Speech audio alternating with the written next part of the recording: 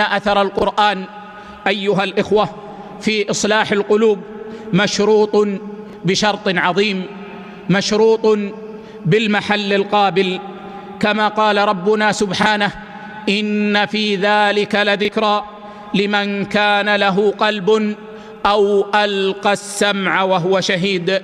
فهذا شرط لا بد منه لكي يؤثر القرآن في قلب الإنسان، فلا بد من قلب حاضر، ولا بد من سمع مصغي، ولا بد أن يكون الإنسان شهيدا.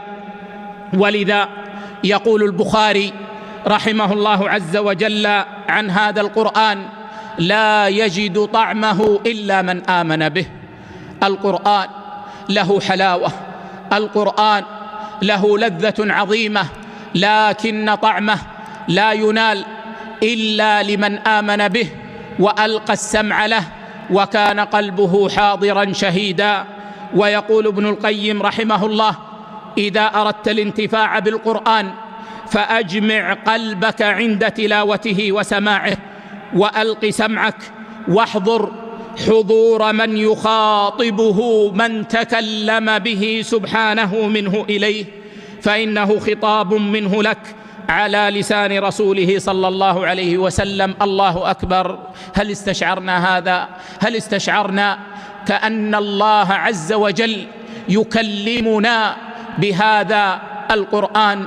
وما أعظم أثر هذا لو أيقنا به تمام الإيقان.